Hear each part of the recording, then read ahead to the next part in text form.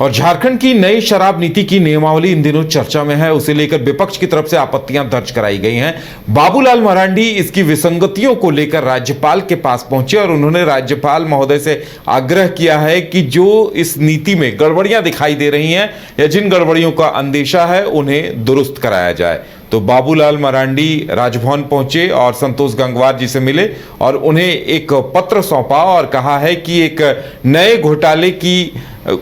कहा जा सकता है कि भूमिका तैयार की जा रही है, क्योंकि इससे पहले भी जो शराब घोटाला किया गया वो शराब माफियाओं के दबाव में किया गया और इस बार उससे भी बड़े घोटाले की तैयारी की जा रही है। इस तरह के खुलेआम आरोप बाबूलाल मरांडी की तरफ से लगाए गए हैं और अब वो अपने इस मुद्दे को लेकर राजभवन पहुंचे। ज्यादा जानकारी के लिए मदन है हमारे साथ। मदन, क्या कुछ मायने हैं इसके? बाबूलाल मरांडी राजभवन पहुंचे और उन्होंने राज्यपाल को एक पत्र भी सौंपा है।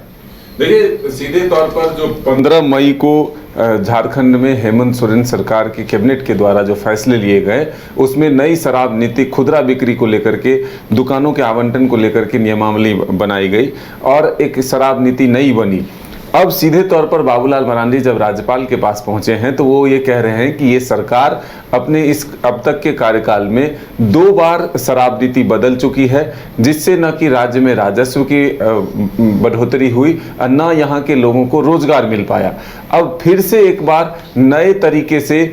एक सिंडिकेट तैयार करने की कोशिश हो रही है, कुछ लोगों को लाभ पहुंचाने की कोशिश हो रही है। तो मुख्य रूप से 2 मांगे जो है वो बाबूलाल मरांडी की तरफ से की गई है कि राज्य में जनसंख्या के अनुपात में आदिवासी, दलित, दिव्यांग और महिला श्रेणी को शराब की दुकानों का आवंटन हो और साथ ही जो कैबिनेट के माध्यम से ही फैसले पहले लिए जा चुके हैं कि राज्य में 75% नियोजन स्थानीय निवासियों को हो, राज्य के निवासियों को हो, उसी के आधार पर शराब दुकानों की भी आवंटन की जाए ताकि 75% दुकान जो है यहाँ के स्थानीय लोगों को मिल सके। दूसरी तरफ उन्होंने ध्यान आकृष्ट कराया कि इससे पहले जो नियमावली में बदलाव हुए, शराब दुकान आवंटित किए गए, ऐसे में निजी हाथों में एक तरह से शराब दुकान की जो है वहाँ पर लोगों को रखा गया और उसके बाद प्रिंट से अधिक पैसे भी वसूले गए, जिससे राजस्व का नुकसान हुआ और लोगों को अधिक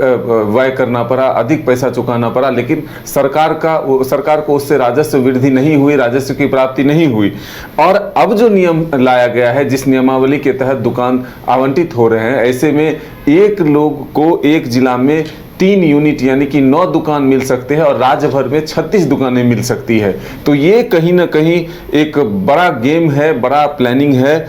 फिर से एक बार शराब घोटाला करने का और कुछ लोगों को शराब सिंडिकेट, शराब माफियाओं को राज्य में दुकान आवंटित करके इससे अधिक पैसे कमाने का। तो इसे रोकने के लिए राज्यपाल के पास सीधे बाबूलाल मरांडी पहुंचे और 3 जो महत्वपूर्ण सुझाव दिए हैं उसमें ये है कि जिस प्रकार केंद्र सरकार पेट्रोल पंप और गैस एजेंसी के लाइसेंस निर्गत करने में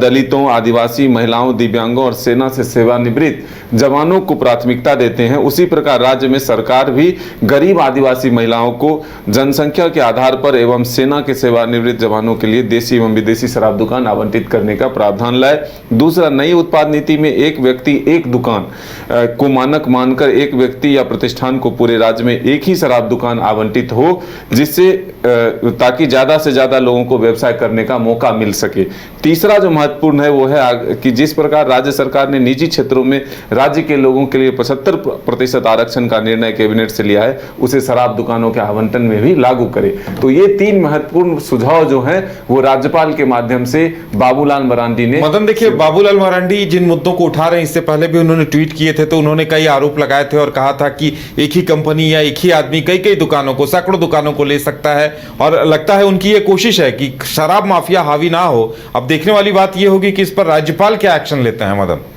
बिल्कुल, देखिए, लेकिन जो कैबिनेट के फैसले हैं वो राज्यपाल तक जरूर पहुंचते हैं और उसके बाद वो लागू होते हैं। तो अब ऐसे में सरकार क्या कुछ राज्यपाल इसमें क्या सुझाव देते हैं, क्या इसी सुझाव के साथ उसको वापस भेजते हैं, ये देखना होगा। लेकिन आने वाले दिनों में इसको लेकर के सियासत खूब होगी, क्योंकि एक इससे पहले भी आप देख चुके हैं कि हाल ही के दिनों में आईएएस विनय चौबे की गिरफ्तारी शराब घोटाले के मामले में ही हुई है और लगभग ये कहा जा रहा है कि ये घोटाला जो है 200 करोड़ तक का पहुंच चुका है। तो ऐसे में फिर से एक बार शराब घोटाला ना हो राज्य में, इसको लेकर के जरूर राज्यपाल जो है कुछ ना कुछ एक्शन लेंगे।